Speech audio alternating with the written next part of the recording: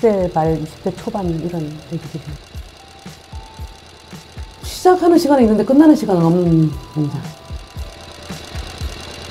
내가 처음에 할 때도 남자 미싱사는 없었어요. 그러니까 재단하고 재단 보조나 다림질하는 걸 시작이라 그러거든요. 근데 그런 사람들은 거의 다가 남자인데 미싱하고 시작하고 그런 건 다 거의 여자였어요. 10대 말, 20대 초반 이런 애기들이.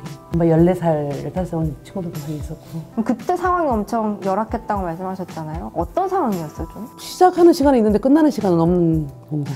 기숙사가 있긴 한데 되게 조금 했어요. 기숙사가 뭐 보통 지금 뭐 한 명 정도 쓸 수 짝다갈 정도인데 그 방에 그냥 꽉 찰 정도 대여섯 명씩 살았으니까. 거기서 그럼 다 같이 먹고 자고. 밥도 해 먹어야 되고. 그럼 얼마를 받으셨어요? 처음에 와서 7만 원. 월급? 네. 밥값을 15,000원을 줘야 돼요. 거기서도. 미싱 박는데 그걸 다치게 되면 되게 심하게 다칠 때가 많아요. 그러니까 손가락 같은 게 찔리면 바늘이 딱 꽂히면 어떻게 되냐면은 이렇게 뼈가 있으니까 이렇게 들어가서 이렇게 휘어버려요. 여기서. 그러면 이거를 사람이 뽑을 수는 없으니까 벤치를 갖고 와갖고 그거를 이렇게 뽑으면 바늘이 이렇게 일자인데 뽑고 나면 들어가서 뼈에 부딪혀갖고 바늘이 이렇게 휘어져 버리는 거예요. 그러면 지금은 병원을 가고 난리를 치겠지만 그때는 그런 게 없었어요. 미싱 기름에다 이렇게 담그면 피가 멈춰요. 근데도 그 미련맞게 그냥 일을 했어요. 그렇게 또 해야 되는 건 줄 알고. 지금이야 뭐 보상 같은 것도 뭐 해주겠지만은 그때는 그런 게 없었어요. 그러니까 일단 다쳐서 일을 못하면 월급을 안 줘요. 네가 실수해서 다친 거니까. 뭐 치료비를 제대로 주는 것도 아니고. 그때 시위를 어떻게 처음에 시작하게 되셨는지. 80년대 전두환 시절 막 85, 6년 막 그때. 근데 계기가 있는 게 아니고 처음에 나갈 때는 그냥 그 선배들이 따라와. 갈 때 있어. 나중에는 이제 미리 어느 지점에서 어떻게 할 거니까 그 근처에 있다가 딱 시간 맞춰 나가는 거. 그때는 그리고 해산도 겁나게 빨리 됐어요. 청계노조는 그 쉽게 말하면 전태일 그분이 이뤄놓으신 거잖아요. 일하는 노동자들이 살기 좋게 만들어주려고 노력하는 곳. 그때는 그 청계노조를 다닌다면 회사에서 안 썼어요. 사람을 봤는데 아냐고 물어보길래 절대로 모른다고 취직을 했어요. 그때 이렇게 지역신문 마냥 이렇게 청계노보를 돌렸었어요. 그때를 점심 먹고 어디 갔다 오니까 그 신문에 공장에 와 있더라고. 근데 거기에 내 얼굴이 있더라고요.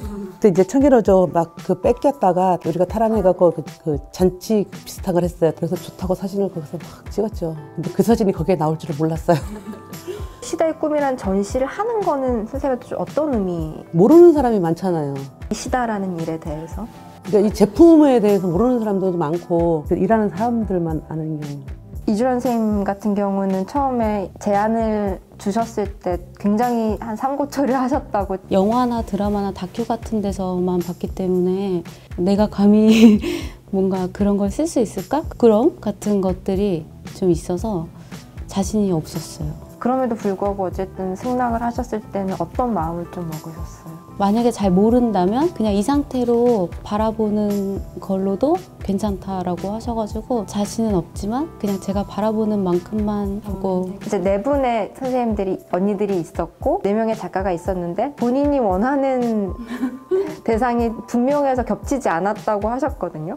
왜 박경민 선생님을 이 사람의 이야기를 쓰고 싶다라는 마음이 조금 드셨어요? 제가 제일 주목한 부분은 유쾌함이었거든요. 전태일의 유쾌함. 그리고 그 어쨌든 사람을 사랑하는 것? 그랬는데 선생님이 좀 그런 네, 느낌이 들었고 실제로 만나보니까 훨씬 더 그러셨어요. 유쾌함과 사랑.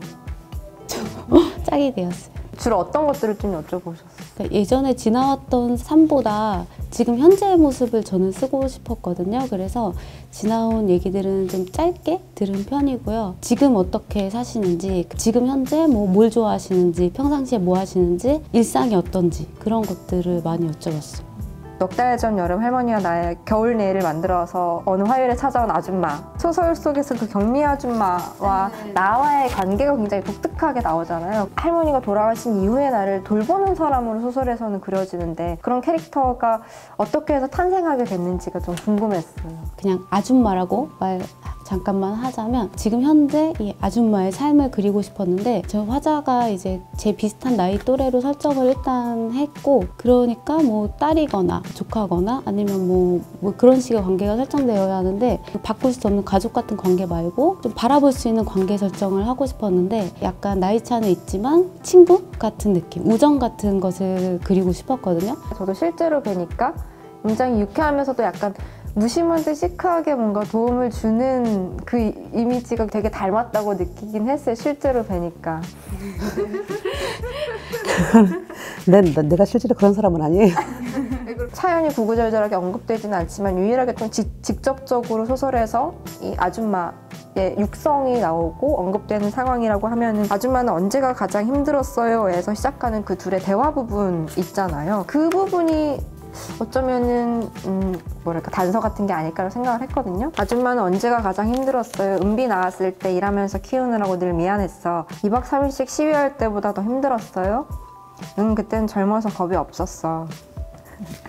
그리고요, 배우고 나니까 가만히 있기도 싫었고, 그래서 이렇게 쭉 나오거든요, 이 얘기가. 그래서 이 얘기가 아마 직접 선생님이 얘기해 주신 부분이 아닐까 생각이 들었어요. 그래서 그 비하인드 스토리를 조금 더 듣고 싶었거든요. 어려서 겁이 없었던 것 같아요. 지금은 뭐 시위로 해도 뭐라도 되게 평화적이고, 근데 그때는 그 평화적이라는 게 없었어요. 그때는 그게 그냥 겁이 없지는 않고 다 같이 하니까 그래도 다 같이 막 잘 어울려서 할 수 있는 거였고, 악들이 많아서 그런지 단결도 잘 됐습니다. 그 당시의 상황이 이제 변화 같은 게 조금 실제로 일어났죠. 아주 크게는 아니고 조금씩 그 회사장들이 청계노조를 다니느라 안 쓴 이유가 막 합법화는 아니었는데 절대로 무시할 수가 없는 단체라서 그냥 일하다가 나가서 보름치를 막 뜯기는 사람이 태반이고 많은데, 일단 청계노조를 다니면 일주일을 일해도 사장들이 월급을 안 떼어 먹었어요. 청계노조가 합법화는 아니었지만 굉장히 사장들한테는 무서운 존재로 있었어요. 소설을 쓰시면서 가장 자주 떠올렸던 장면 혹은 계속 어떤 마음을 사로잡았던 이야기 같은 것들이 있을까요? 아까 이렇게 핸드폰도 없던 시절에 어떻게 그렇게 다 모였는지 이렇게 타다다닥 나타났다가 운동화 끈을 꽉 맨 다음에 어딘가로 다들 뭐 시장 골목 같은 데서 막 나타났다가 타다닥 흩어지는 그것들도 되게 재밌었고요. 인터뷰를 하던 도중에 대단하시다고 했더니 대단한 거 아니라고 하시더라고요. 근데 제가 왜 대단하다고 생각했냐면 그 말씀이 가장 기억에 남았어요. 지금은 못할 것 같다 라는 말. 지금은 못할 것 같은데 그때는 하셨던 거잖아요. 그게 대단한 것 같더라고요.